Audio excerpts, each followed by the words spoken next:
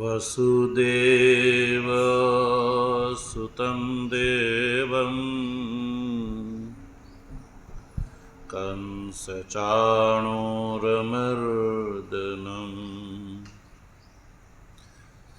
देवकी परमानन्दं कृष्णं वन्दे जगद्गुरुम्। मूकं करोति वाचालं पङ्गुं लङ्घयते गिरिं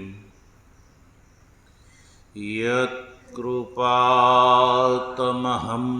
वन्दे परमानन्दमाधवम्। शङ्करं शङ्कराचार्यं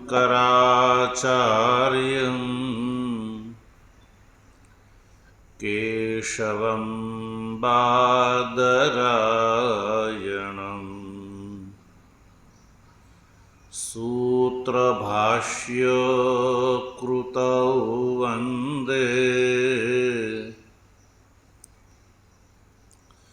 भगवन्तौ पुनः पुनः। ईश्वरो गुरुरात्मेति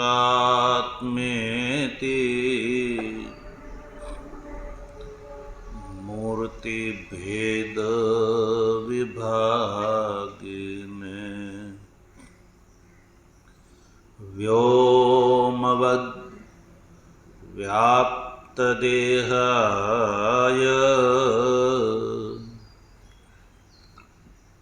दक्षिणामूर्तये नमः। ओम शांति शांति शांति।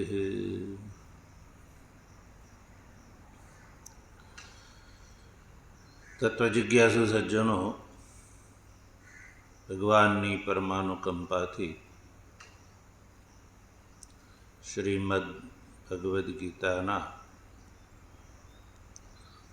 સાંખ્ય યોગ નામના બીજા અધ્યાયના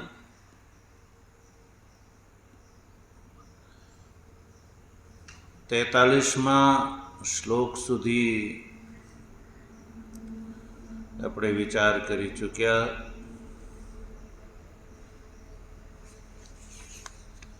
તો વાત ચાલી રહી છે કે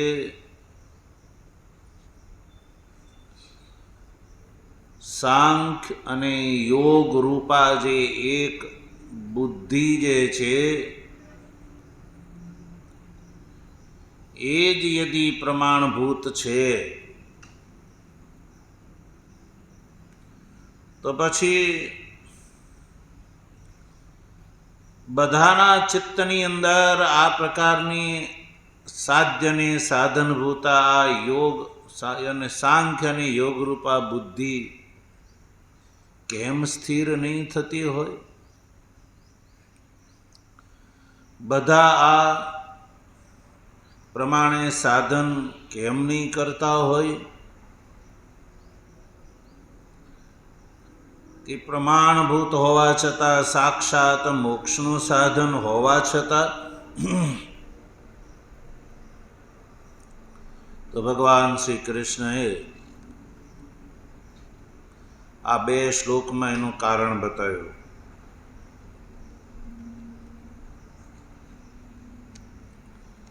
બેતાલીસ, 43 અને 44 આ 3 શ્લોક એના ઉત્તરના રૂપમાં છે.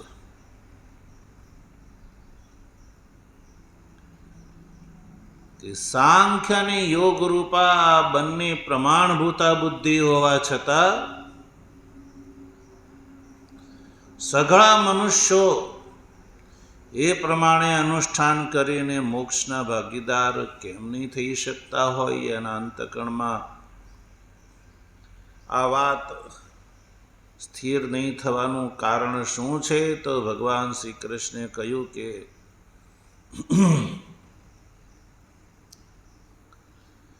વેદવાદની અંદર રત હોવાના કારણે, નાન્યત અસ્તિ ઇતિ વાદી હોવાના કારણે, કામાત્મા હોવાના કારણે, સ્વર્ગ પરાયણ હોવાના કારણે, અવિપશ્ચિત હોવાના કારણે,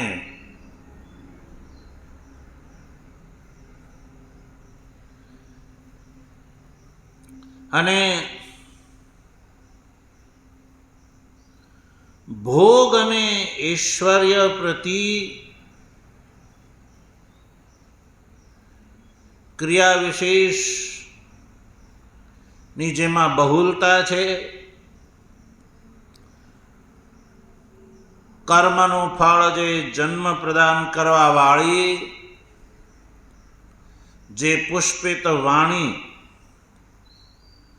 આ વાણીમાં આસક્ત હોવાના કારણે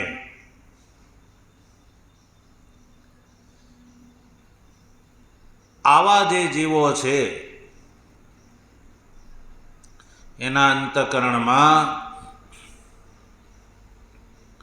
આ ગીતામાં જે ભગવાન શ્રી કૃષ્ણએ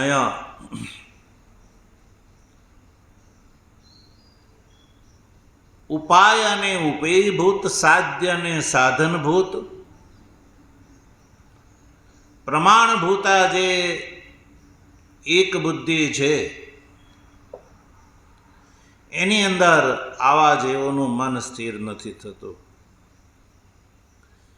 એ વાત અંતિમ ભગવાન આ 44મા શ્લોકમાં બતાવી રહ્યા છે, ભગવાન ખુદ. તો એ શ્લોકમાં આપણે પ્રવૃત્ત થઈએ.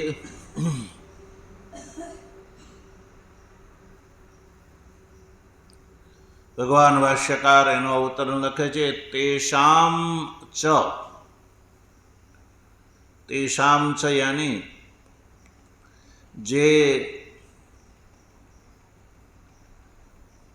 ભોગેશ્વર્ય પ્રસક્ત, ક્રિયા વિશેષ બહુલ, જન્મ કર્મફલ પ્રદાયક, પુષ્પિત વાણીની અંદર જે અનુરક્ત છે, વેદવાદની અંદર રત છે, અન્યત નાસ્તિ ઇતિ વાદી છે, કામાત્મા છે, સ્વર્ગપરાયણ જે છે,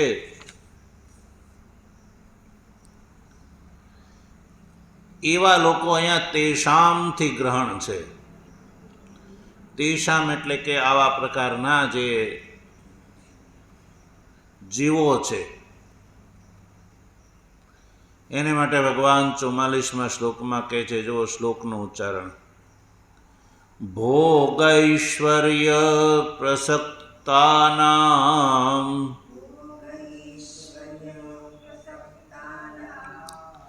તયાપહૃત ચેતસામ વ્યવસાયાત્મિકા બુદ્ધિ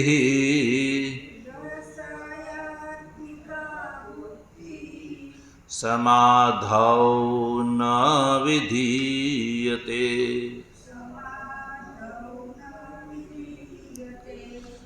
ભોગૈશ્વર્ય પ્રસક્તાનામ તયાપહૃત ચેતસામ વ્યવસાયાત્મિકા બુદ્ધિ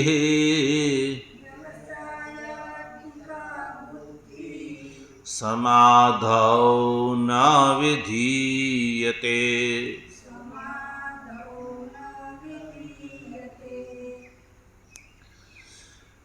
શ્લોકાર્થ. શ્લોકના અર્થને સમજવા માટે સૌપ્રથમ સંધિ વિગ્રહ. પૂર્વાર્ધમાં 2 પદ છે. ભોગૈશ્વર્ય પ્રસક્તા નામ આ એક પદ, તયાપહૃત ચેતસામ આ બીજું પદ. પ્રથમ પદમાં જો ભોગેશ્વર્ય પ્રસક્તાનામ એ ષષ્ઠી બહુવચનાંત એક પદ છે. એમાં કોઈ સંધિ નથી, સમાસ છે. તયા અપહૃત ચેતસામ એ પણ ષષ્ઠી બહુવચનાંત પદ છે. એમાં પણ કોઈ સંધિ વિગ્રહ નથી. સંધિ વિગ્રહ કરવો તો તયા અપહૃત ચેતસામ એવો થઈ શકે. તયા અપહૃત ચેતસામ. ઉત્તરાર્ધમાં જુઓ, વ્યવસાયાત્મિકા બુદ્ધિ એ બે જુદા જ છે. સમાધૌ ન વિધીયતે. તો આ સંધિકૃત જે પદને આપણે સંધિ વિગ્રહિત કરી દીધા. હવે એને આપણે અન્વય ક્રમમાં એટલે કે વાક્યક્રમમાં ગોઠવીશું. તો સૌ પ્રથમ પૂર્વાર્ધનું જે બીજું ચરણ છે એને આપણે પહેલાં બોલીશું. પછી પ્રથમ પદ બોલીશું. તો આપણે વાક્યક્રમમાં ઉચ્ચારણ કરીએ. તયા પહૃત ચેતસામ બોલો. તયા અપહૃત ચેતસામ ભોગૈશ્વર્ય પ્રસક્તાનામ સમાધૌ વ્યવસાયાત્મિકા બુદ્ધિ ન વિધીયતે. આ વાક્ય થયું. શું કહે છે ભગવાન આ પ્રશ્નના ઉત્તરમાં? કહે છે કે તયા અપહૃત ચેતસામ. તયા એટલે કે પૂર્વમાં બતાવેલી જે વાણી, પૂર્વ શ્લોકમાં જે બતાવેલી વાણી. કેવી વાણી?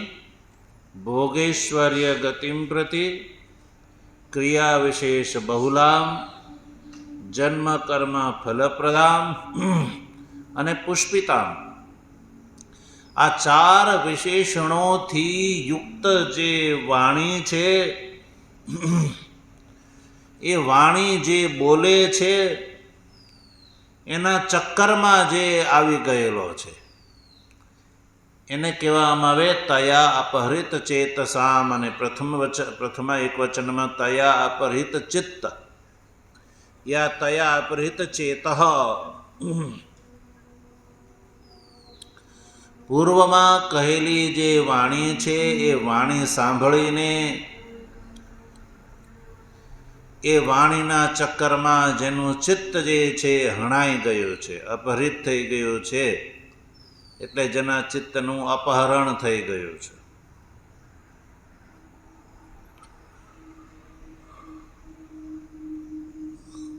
તો આવો જે મનુષ્ય છે. પછી બીજું વિશેષણ,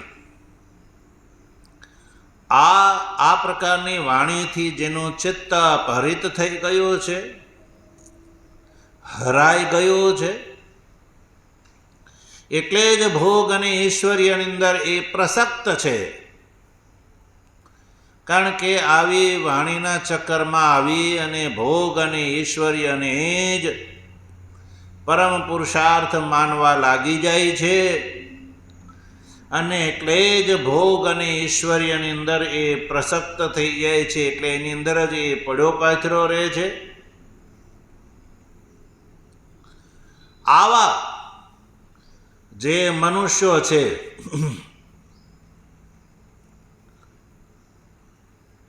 ભોગેશ્વર્ય પ્રદાન વગેરે પ્રદાન કરવાવાળી વાણીથી જેનું ચિત્ત અપહરિત થઈ ગયું છે અને એટલે જ જે ભોગ અને ઐશ્વર્યની અંદર જ પ્રસક્ત છે, એવા જે જીવો છે એ જીવોના અંતકરણમાં એટલે કે સમાધૌ, એટલે કે સમાધૌ એટલે સમાધિનો અર્થ છે અહીંયા અંતકરણ. તો આવા જીવોની સમાધિમાં એટલે કે અંતકરણમાં વ્યવસાયાત્મિકા બુદ્ધિ ન વિધીયતે, વ્યવસાયાત્મિકા જે બુદ્ધિ છે ને એ આવા જીવોની અંતકરણની અંદર લાગતી નથી, યા એને સમજાતી નથી.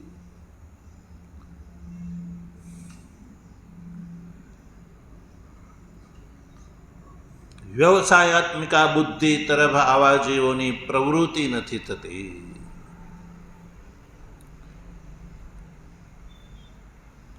વ્યવસાયાત્મિકા બુદ્ધિ એટલે સાંખ્ય અને યોગ રૂપા બુદ્ધિ જે ભગવાન શ્રી કૃષ્ણ અર્જુનને અહીંયા જે કહી રહ્યા છે એ. તો આવી આ જે સાંખ્ય અને યોગ બંનેને એક કહી અને જે વ્યવસાયાત્મિકા બુદ્ધિ છે એ વ્યવસાયાત્મિકા બુદ્ધિ જે જીવો ભોગ અને ઐશ્વર્ય પ્રદાન કરવાવાળી વાણીથી જેનું ચિત્ત હરાઈ ગયું છે અને હરાઈ જવાના કારણે જે ભોગ અને ઐશ્વર્યની અંદર પડ્યા પાથર્યા છે એવા જીવોને આ વ્યવસાયાત્મિકા બુદ્ધિ જે છે એ સમજાતી નથી. એટલે કે જે સકામ કર્મની અંદર જ પડ્યા પાથર્યા રહે છે એવા જીવોને નિષ્કામ કર્મયોગની અંદર પ્રવૃત્તિ નથી થતી. અને નિષ્કામ કર્મયોગની અંદર પ્રવૃત્તિ નહીં થવાના કારણે સાંખ્ય બુદ્ધિની અંદર પ્રવૃત્તિ નથી થતી. એટલે સાંખ્ય બુદ્ધિનું સાક્ષાત ફળ છે નિર્વિશેષ મોક્ષ. એ નિર્વિશેષ મોક્ષના ભાગીદાર આવા જીવો ક્યારેય થઈ શકતા નથી. એટલે ભગવાન શ્રી કૃષ્ણએ આ કથનથી અહીંયા મનુષ્યોના બે ભાગ પાડ્યા. એક તો વ્યવસાયાત્મિકા બુદ્ધિની અંદર પ્રવૃત્ત કોટીના મનુષ્યો અને બીજા જે છે અવ્યવસાયાત્મિકા બુદ્ધિની અંદર પ્રસક્ત મનુષ્યો.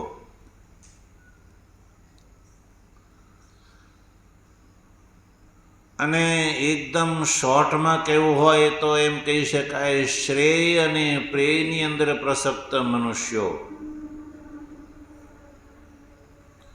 જે શ્રેયના આકાંક્ષુ છે એવા જીવો છે એ વ્યવસાયાત્મિકા બુદ્ધિમાં પ્રવૃત્ત થાય છે, એ વાત એને સમજાય છે. અને જે પ્રેયને જે પરમ પુરુષાર્થ માને છે, આલોક અને પરલોકને જે પરમ પુરુષાર્થ માને છે ને એવા જીવો છે એ સકામ અવ્યવસાયી કોટીના હોવાના કારણે એ સકામ કર્મની અંદર જ એ પડ્યા પાથર્યા રહે છે.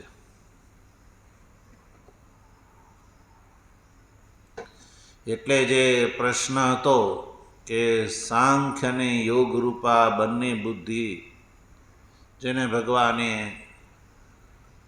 એક કહી છે, તો આવી પ્રમાણભૂત બુદ્ધિ હોવા છતાં સંસારના જીવો આ સાધનની અંદર પ્રવૃત્ત કેમ નહીં થતા હોય? તો એ માનો અર્જુનના પ્રશ્નના ઉત્તરમાં આ 3 શ્લોકથી ઉત્તર આપ્યો. 3 શ્લોકમાં આવા જીવોનો સ્વભાવ બતાવી દીધો, આવા જીવોની ઈચ્છા અને પ્રવૃત્તિ બતાવી દીધી.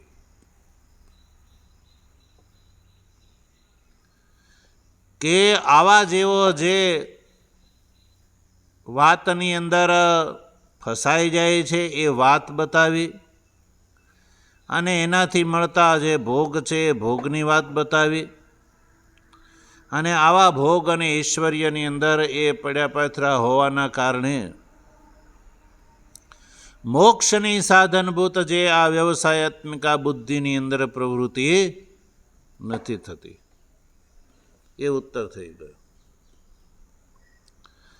તો હવે આપણે 44મા શ્લોકનો ઉચ્ચારણ, સંધિ વિગ્રહ, વાક્યક્રમ, વાક્યાર્થ આ બધું કરી લીધું. હવે ભાષ્ય જોઈએ. ભાષ્યમાં જુઓ,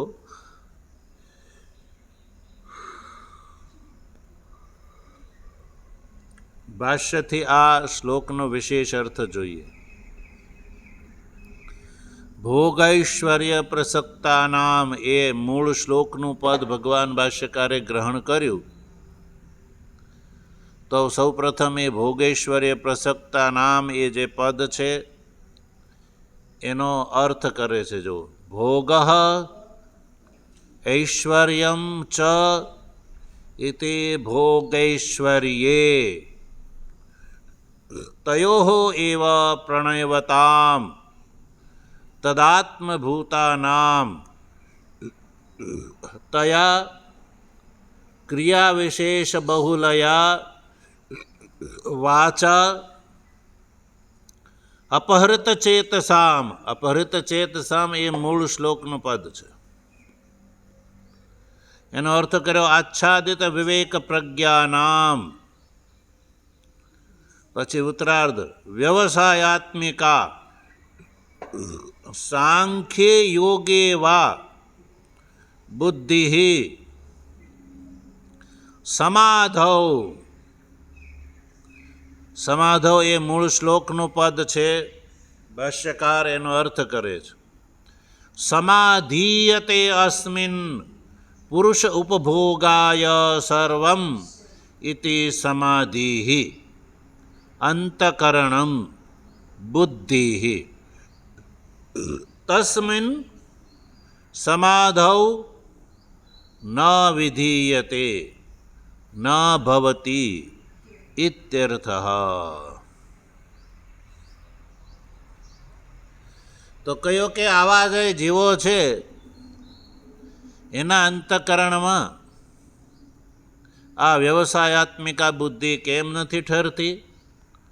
તો કહ્યું કે ભોગ અને ઐશ્વર્યથી જેનું ચિત્ત જે છે ને એ પ્રસક્ત છે. ભોગ અને ઐશ્વર્યમાં જે લાગેલા છે.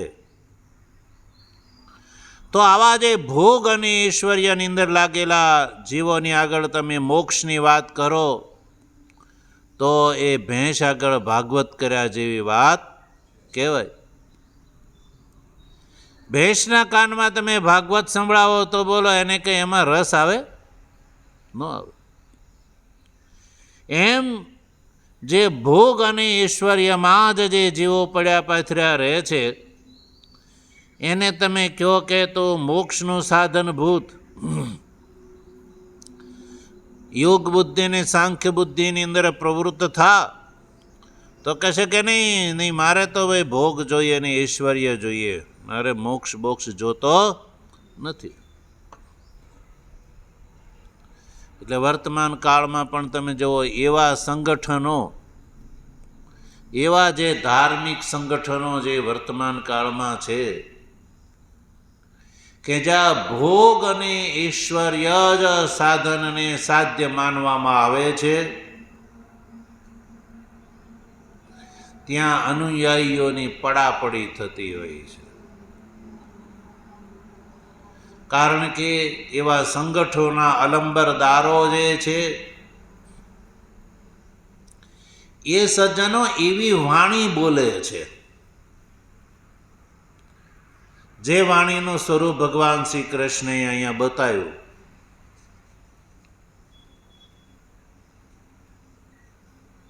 એ વાણીના ભગવાને અહીંયા 5 વિશેષણો બતાવ્યા. ભોગૈશ્વર્ય ગતિમ પ્રતિ ક્રિયા વિશેષ બહુલામ જન્મ કર્મ ફલપ્રદામ પુષ્પિતામ. આવા વિશેષણોથી યુક્ત આવા સંગઠનોના જે અલંબરદારો હોય છે એ આવી વાણી બોલે છે. એટલે સામાન્ય મનુષ્યને ભોગ અને ઐશ્વર્યથી વધારે બીજું કંઈ જોતું જ નથી હોતું. એને મોક્ષની વાત સાથે કોઈ લેવા દેવા નથી હોતા. અને આવા પ્રકારની ભોગ અને ઈશ્વરીય સંબંધી વાણી અને લલચાવવામાં આવે, લોલીપોપ પકડાવી દેવામાં આવે, આકર્ષિત કરવામાં આવે તો આવા જીવો એમાં લાગેલા રહે છે કે અહીંયા મળી જશે, આપને અહીંયા મળી જશે. અને આવા જે ધર્મના અલંબરદારો હોય છે એ તો આવા જીવોને ત્યાં સુધી કહેતા હોય છે કે તમે અમારે ત્યાં આવો, તમારે કંઈ કરવાની જરૂર નહીં. એમ તો પછી લોકોને કંઈ કરવું પણ હોતું નથી. બસ અમારે ત્યાં જાઓ એટલે તમારે કંઈ કોઈ વાતની ખોટ નહીં રહે. એટલે આવા જે આળસુ, પ્રમાદી અને લાલચુ ને લોભી જીવો છે ને એ આવા અલંબરદારોના ચરણોમાં પડ્યા પાથર્યા રહે છે. એના ત્યાં જ નાગ રગડતા હોય છે. કામ તો એવા લોકોનું થઈ જાય છે. આને તો હાથમાં કંઈ મળે નહીં, પણ એ અલંબરદારોનું ભોગ અને ઐશ્વર્ય જે છે ને એ સિદ્ધ થઈ જાય છે. આવા અનેક સંગઠનો વર્તમાન કાળમાં જોવા મળે છે જ્યાં ધર્મની નહીં પણ પૈસાની બોલબાલા હોય છે. શું હોય છે? પૈસાની ને ધન સંપત્તિ ઐશ્વર્યની જ બોલબાલા હોય છે. અને એના અનુયાયી વર્ગની અંદર પણ આ જ પ્રકારની લાલસા હોય છે. હવે જો મુમુક્ષુત્વ હોય તો એ મોક્ષના સાધન વિશે વિચાર કરે, પણ ભગવાન શ્રી કૃષ્ણે કહ્યું ને નાન્યદ અસ્થિતિવાદીન, આવા જેવો છે એ લોકોને એવું જ કહેતા હોય છે કે આ કર્મનું ફળ સ્વર્ગાદી આ લોકને પરલોકથી વધારે બીજું નિર્વિશેષ મોક્ષ જે જ્ઞાનથી પ્રાપ્ત થાય એ છે જ નહીં. આવો મોક્ષ સંસારમાં છે જ નહીં. એટલે લોક અને પરલોકની જ વાતો કરે. તમે આમ કરો એટલે તમે આ લોકમાં જશો, પહેલા લોકમાં જશો. તો લોકોને તો બહુ સારું લાગે એમાં કે હા ભાઈ અમને તો ભગવાન તેડવા આવશે, વિમાન લઈને લેવા આવશે. તો આવી જે વાણી છે એ વાણીની અંદર જીવો ફસાઈ જાય છે, એમાં જ પડ્યા પાથર્યા રહે છે, જીવન વ્યતીત કરી નાખે છે. અને આ ગીતામાં ભગવાન શ્રી કૃષ્ણે બતાવેલો જે યોગ છે, જે વ્યવસાયાત્મિકા બુદ્ધિ છે, જે મોક્ષનું સાધન છે, એમાં આવા જીવોની પ્રવૃત્તિ નથી થતી. વર્તમાન કાળમાં તો હાલત ત્યાં સુધી છે કે આવા ધર્મના અલંબરદારો જે છે, જે ધર્મના પદ ઉપર બેઠેલા હોય છે, એને ગીતા શું, ઉપનિષદ શું એ જ ખબર હોતી. એ તો લોકો કેવી રીતે મારી ચારે બાજુ પાછળ ફરે એ માટેની જાળ જ પાથરતા હોય છે. એની પાસે લોકોને દેવા યોગ્ય કાંઈ હોતું નથી. ગીતા, ભાગવત, ઉપનિષદ વગેરેની સાથે જેને કોઈ સંબંધ નથી હોતો, અનુયાયી વર્ગ જે છે એ જેમ કહ્યું એમ કે આવા જીવોની વાણીની અંદર લાલચમાં ફસાઈ જાય છે. અને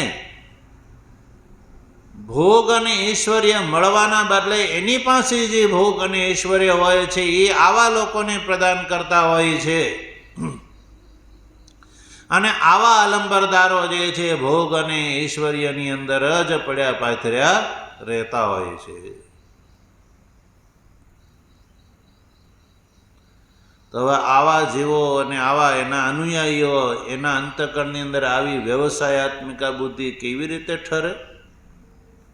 બસ ભગવાન એ જ કહી રહ્યા છે. એટલે ભાષ્યકારે સૌ પ્રથમ ભોગૈશ્વર્ય પ્રસક્તા નામ એ પદનો અર્થ કર્યો. જો ભોગ ઐશ્વર્યમ છે તે ભોગ ઐશ્વર્ય, ભોગ અને ઐશ્વર્ય, ભોગ અને ઐશ્વર્ય તયો એવ પ્રણયવતામ, આ બંનેની પ્રત્યે જે આસક્ત યા તદાત્મભૂતાનામ, ભોગ અને ઐશ્વર્યની અંદર જેનું અંતકરણ ચોટેલું છે એવા જીવોને તયા અપહૃત ચેતસામ, તયા એટલે ક્રિયા વિશેષ બહુલિયા વાચા, જે પાછળ જેના વિશેષણો ભગવાન કહી ચૂક્યા.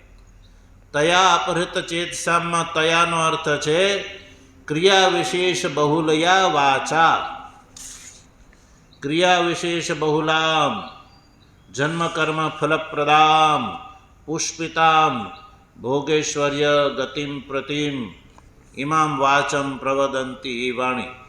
તો ક્રિયા વિશેષ બહુલયા વાચા, જે સાધનની અંદર ક્રિયા વિશેષની જ બહુલતા છે, કર્મકાંડ, એવી જે વાણી, જે મીમાંસકોની વાણીથી અપહૃત ચેતસામ, એટલે જેનું ચિત્ત અપહૃત થઈ ગયું છે એવા જીવોને. અપહૃત ચેતનો અર્થ કર્યો આચ્છાદિત વિવેક પ્રજ્ઞાનામ. અપહૃત ચેત સામે સમસ્ત પદનો અર્થ કર્યો આચ્છાદિત વિવેક પ્રજ્ઞાનામ. આચ્છાદિત છે જેની વિવેક પ્રજ્ઞા, એવા જીવો.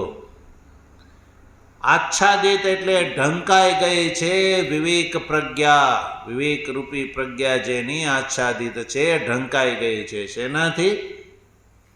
આવા મીમાંસકોની ચીકની ચોપડી વાણીથી, જેની વિવેક પ્રજ્ઞા ઢંકાઈ ગઈ છે, આવા જીવોના અંતકરણની અંદર આગળ જો વ્યવસાયાત્મિકા બુદ્ધિ, વ્યવસાયાત્મિકા બુદ્ધિ સમાધૌ ન વિધીયતે. વ્યવસાયાત્મિકા શબ્દનો અર્થ કર્યો સાંખ્ય યોગેવા.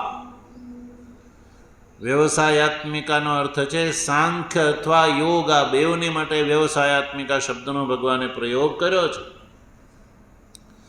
એટલે જે એનું અંતકરણ શુદ્ધ થઈ ગયું હોય તો એ સાંખ્ય, એને અંતકરણ શુદ્ધ કરવાનું છે, એ યોગની અંદર પ્રવૃત્ત થાય છે. તો આ સાંખ્ય અને યોગ રૂપા જે વ્યવસાયાત્મિકા બુદ્ધિ છે, બુદ્ધિનો અર્થ છે અહીંયા જ્ઞાન, સાંખ્ય યોગ અને કર્મયોગ, એ સાંખ્ય બુદ્ધિ અને યોગ બુદ્ધિ.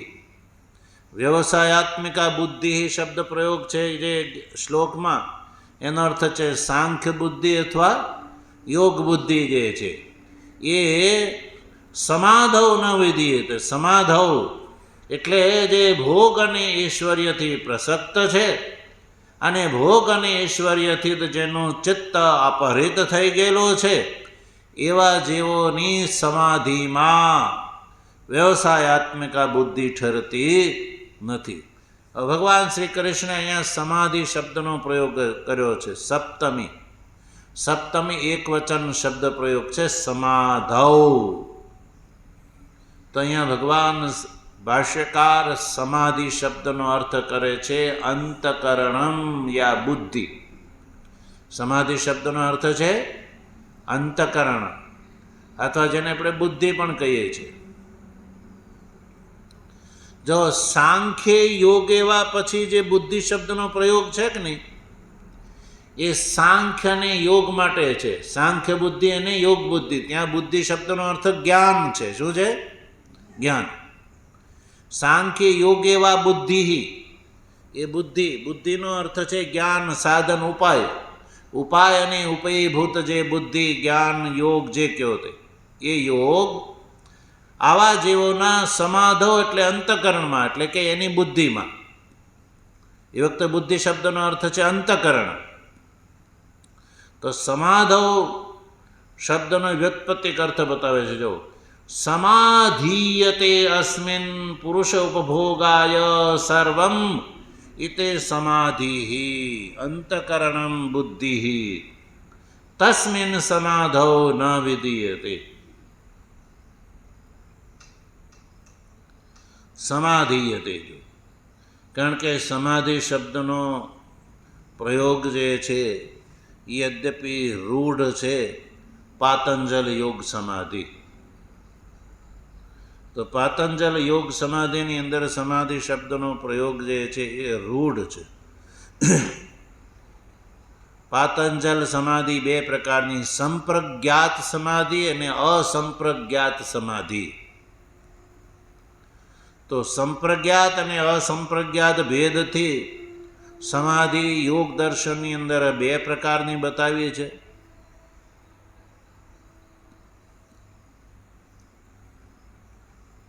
તો શું અહીંયા ભગવાન શ્રી કૃષ્ણ એ સમાધિની વાત કરે છે? તો ભાષ્યકાર કહે છે કે નહીં, અહીંયા સમાધિ શબ્દનો અર્થ છે અંતકરણ, અને સમાધૌ એટલે અંતકરણમાં. આવા જેઓના અંતકરણમાં આ સાંખ્ય અને યોગ બુદ્ધિ ઠરતી નથી, એવું ભગવાનને કહેવું છે. તો સમાધિ શબ્દનો અર્થ અંતકરણ કેવી રીતે હોય? ભગવાન શ્રી કૃષ્ણ ખુદ અંતકરણ શબ્દનો પ્રયોગ ન કરે તો એણે સમાધિ શબ્દનો પ્રયોગ કર્યો છે. અન્યત્ર ક્યાંય પણ અંતકરણ માટે સમાધિ શબ્દનો પ્રયોગ જોવા નથી મળતો. અંતકરણ માટે સમાધિ શબ્દનો પ્રયોગ લોકમાં પણ જોવા નથી મળતો. તો પછી ભગવાન શ્રી કૃષ્ણે જ્યારે સમાધૌ એ સપ્તમ્યંત પદનો પ્રયોગ કર્યો છે, તો ભાષ્યકારની સામે કોઈ પ્રશ્ન ઉઠાવે કે તમે સમાધિ શબ્દનો જે સંપ્રજ્ઞાત અને અસંપ્રજ્ઞાત ભેદથી જે પ્રયોગ છે એ પ્રયોગને છોડી અને અંતકરણ એવો અર્થ કેવી રીતે કરો છો? એ પ્રશ્ન એવો થાય. એટલે ભાષ્યકાર કહે છે કે સમાધૌ, જો સમાધિ શબ્દ જે છે એનો વ્યુત્પત્તિક અર્થ અંતકરણ થાય છે. સમાધિયતે અસ્મિન પુરુષ ઉપભોગાય સર્વમ ઇતિ સમાધિ. સમાધિયતે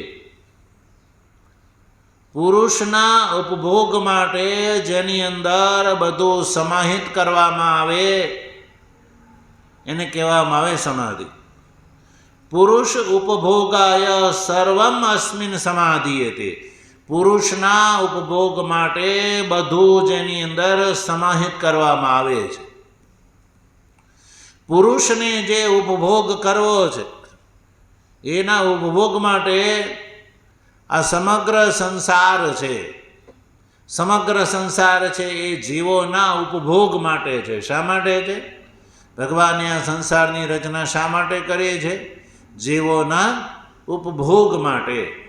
તો સર્વમ શબ્દથી સમગ્ર સંસારના ભોગ્ય પદાર્થો લઈ લો. સર્વમ પુરુષના ઉપભોગ માટે જેની અંદર સમાહિત કરવામાં આવે છે, તો એ બધું શેમાં રહેલું છે? અંતકરણમાં રહેલું છે. તમારી પાસે સુવર્ણ, ચાંદી, રથ, ઘોડા બધું હોય, પણ એ બધું સંસારની અંદર તો છે જ, પણ માલિકી હક ક્યારે આવે? એ મારું છે ત્યારે. બીજા કોઈનો પદાર્થ હોય તો તમારા અંતકરણમાં એ રહેશે કે મારું છે? નહીં. એટલે પુરુષના ઉપભોગ માટે અંતકરણની અંદર જે બધાને સમાહિત કરવામાં આવે છે, એટલે સમાહિત જેમાં કરવામાં આવે એની અંતકરણ કહેવામાં આવે છે. અને પુરુષના ભોગો જે છે એ અંતકરણની અંદર રહેલા છે. જે વ્યક્તિ ભૂલી જાય કે આ વસ્તુ મારી છે, તો એ વ્યક્તિને એ વસ્તુનો ભોગ અને એનો આનંદ મળશે નહીં મળે. ઘણા લોકો એવા હોય કે જેની પાસે કરોડો રૂપિયા હોય, પણ એને ભૂલી જવાનો રોગ લાગુ પડી જાય. વૃદ્ધાવસ્થામાં એ રોગ આવે કે જે બધું ભૂલી જાય, એને કંઈ યાદ ન રહે, એનું નામ યાદ ન રહે, હું ક્યાં છું એ યાદ ન રહે. તો પછી એનો જે માલિકી પદાર્થ છે એના અંતકરણમાંથી નીકળી ગયો, ભૂલી ગયો. તો ભૂલી ગયો તો પછી એને એ પદાર્થ નિમિત્ત, આ પદાર્થો મારા છે એ નિમિત્ત જે સુખનો અનુભવ થવો જોઈએ એ થશે? પછી નહીં થાય. તો પદાર્થો હોવા છતાં ન થાય. એટલે પદાર્થ ભલે બહાર હોય પણ એ અંતકરણમાં રહેલા હોય છે, ત્યારે જ જીવ સુખનો ઉપભોગ કરી શકે છે. ભોગનો અનુભવ અંતકરણમાં થાય છે. એટલે સમાધિ શબ્દનો અર્થ અહીંયા વ્યુત્પત્તિ કરી છે અંતકરણ થાય છે. એટલે સમાધિ અંતકરણમ બુદ્ધિ. સમાધિ શબ્દના બે અર્થ કર્યા, અંતકરણમ અને બીજો અર્થ કર્યો બુદ્ધિ. તો આપણે અંતકરણ, મન, બુદ્ધિ આ શબ્દ પ્રયોગ જે છે એ બધા એક જ ઇન્દ્રિયને માટે કરીએ છીએ કે આ તો બુદ્ધિ વગરનો છે એમ કહીએ છીએ. તો બુદ્ધિ શબ્દ જે છે એ અંતકરણ માટે વપરાય છે. આ તો આ મન વગરનો છે, આની અંદર કોઈ મન નથી, આનું મન નથી, બુદ્ધિ નથી. એટલે અંતકરણ કયો બુદ્ધિ કયો એ બધું એક છે. તો સમાધિ શબ્દનો અર્થ થયો એ અંતકરણ બુદ્ધિ. તસ્મિન સમાધૌ, તસ્મિન આ બુદ્ધિની અંદર એટલે અંતકરણની અંદર ન વિધીયતે ન ભવતી ઇત્યર્થ. શું નથી થતો? વ્યવસાયાત્મિકા બુદ્ધિ. તો વ્યવસાયાત્મિકા બુદ્ધિ આવા ભોગ અને ઐશ્વર્યથી પ્રસક્ત જીવોના અંતકરણની અંદર વ્યવસાયાત્મિકા બુદ્ધિ ઠરતી નથી. એવા જીવોને વ્યવસાયાત્મિકા બુદ્ધિ સમજાતી નથી. તો જે પ્રશ્ન ઊભો થયો હતો એ પ્રશ્નનો ઉત્તર આ 3 શ્લોકોમાં થઈ ગયો. ભગવાન શ્રી કૃષ્ણની સામે એક પ્રશ્ન ઊભો થયો કે ભગવાન શ્રી કૃષ્ણના કયા અનુસાર સાંખ્ય અને યોગ રૂપા જે એક વ્યવસાયાત્મિકા બુદ્ધિ જ માત્ર જો પ્રમાણભૂત હોય અને એ જ મોક્ષનું સાક્ષાત સાધન હોય તો આવા પ્રકારની આ વ્યવસાયાત્મિકા બુદ્ધિ બધાના ચિત્તની અંદર સ્થિર કેમ નથી થતી, બધા એમાં કેમ નથી લાગતા? તો એનું કારણ ભગવાન શ્રી કૃષ્ણએ આ 3 શ્લોકોમાં બતાવ્યું. અને આ જે કારણ જે બતાવ્યું ભોગ અને ઈશ્વરી ઇત્યાદિથી જેનું ચિત્ત અપહરિત થઈ ગયેલું હોવાથી, ચિત્ત અપહરિત થઈ ગયેલું હોવાથી ભોગ અને ઐશ્વર્યાદિથી ચિત્ત અપહરિત થઈ જવાના કારણે આવા અપહૃત ચિત્તની અંદર આ પ્રમાણભૂતા સાંખ્ય બુદ્ધિ અને યોગ બુદ્ધિ જે છે એ ઠરતી નથી. એના માટે પાત્ર જોઈએ. શું જોઈએ? પાત્ર જોઈએ. દૂધને સાચવવું હોય તો છાશવાળું પાત્ર હોય તો એમાં સચવાશે નહીં. છાશથી વિકૃત પાત્ર હોય અને એમાં તમારે દૂધ સાચવવું હોય તો નહીં સાચવી શકો. તો પહેલાં શું કરવું પડશે? એ પાત્રને સારી પ્રકારથી સાફ કરવું પડશે. સાફ થયા પછી જ સજ્જનો એની અંદર દૂધ જે છે એ સુરક્ષિત રહી શકે છે. અને જો છાશથી વિકૃત હોય અને એની અંદર જો દૂધ નાખવામાં આવે તો એ દૂધ છે એ દૂધને પણ એ છાશ બનાવી દે છે, બગાડી નાખે છે, પરિણિત કરી દે છે. એમ ભગવાન શ્રી કૃષ્ણ દ્વારા જે અહીંયા અર્જુનને જે વ્યવસાયાત્મિકા બુદ્ધિનો જે ઉપદેશ અહીંયા દેવામાં આવી રહ્યો છે એ ઉપદેશના અધિકારી થવા માટે મનુષ્યએ સંસાર પ્રત્યે વૈરાગ્ય જરૂરી છે. સંસારના ભોગ અને ઐશ્વર્ય પ્રત્યે જ્યાં સુધી વૈરાગ્ય ન થાય ત્યાં સુધી જીવ નિષ્કામ કર્મયોગ કરી શકતો નથી. સંસારની અંદર સત્ય બુદ્ધિ જ્યાં સુધી છે ને ત્યાં સુધી જેવો સંસારના પદાર્થોને લેવા માટે એની અંદર જ પડ્યા પાથરા રહે છે, એની અંદર લોભ અને લાલચની અંદર પડ્યા પાથરા રહે છે. એટલે એ ભોગ પદાર્થ જેના દ્વારા પ્રાપ્ત થાય એના સાધનની અંદર એટલે એની અંદર સકામ કર્મની અંદર જ આવા જીવો પડ્યા પાથરા રહે છે. જ્યારે એને સમજાય કે આ સંસાર છે એ અનિત્ય છે, ક્ષણભંગુર છે એવું સમજાય ને ત્યારે જીવો નિષ્કામ કર્મ યોગ તરફ ત્યારે વળે છે. એટલે એવા જીવોને જ ભગવાનનું આ બતાવેલું સાધન સમજાય છે.